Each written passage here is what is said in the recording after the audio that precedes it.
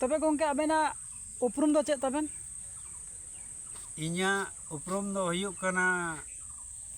nyutum तीन दो छोटराय टुडू आतो दो बिकोलडांगा और जिला दो दक्षिण दिनाजपुर वेस्ट बेंगल। तो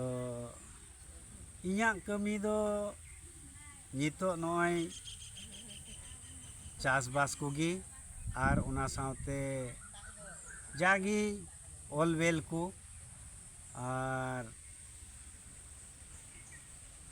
समय सावता तलारे मिद बार ओंकाना अतिन नाम खान गाखुड़िया हिसाबते इन दो नेवतान नामा आद उनारिन सेलेदोआ। आदो मिटांग अनोढ़ेñ ऑल अकादा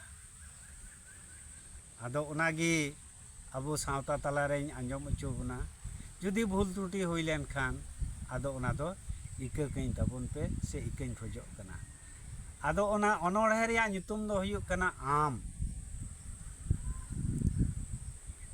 आम दो तिहिन जीवत मेनाम धरती टुडंग रे मानवा लेकाम कमी कना साहेत तहन रे उइहरे दाम बस बुदताम जियन खेमाव रे दुख कष्ट आले जब तक नाम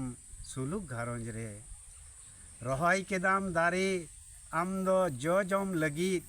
अलग बलाग डर सकामेन मोहे बहा लगी सीन चांदो नींदे चांदो सितुंग सिसिरेत किन ओना तिकिन जियड़ अकाद चांदो बनार किन धरती टुंडंग रेदो आमरेन बानार चांदोगी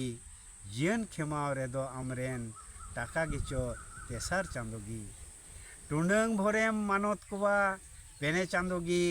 तबेम न्यामा जुडोसी उमूल टुंडंग भरीगी दिहरी पुरख बिनती गुरु हड़ को तलारे अलग बलाग जियड़ कोआबो सावता तलारे आदो नोआ दो 13/1/2024 शनिचार नींदे 9 बजे ओल अकादा। आदो मा मानत सला सनाम कोगी जोहार।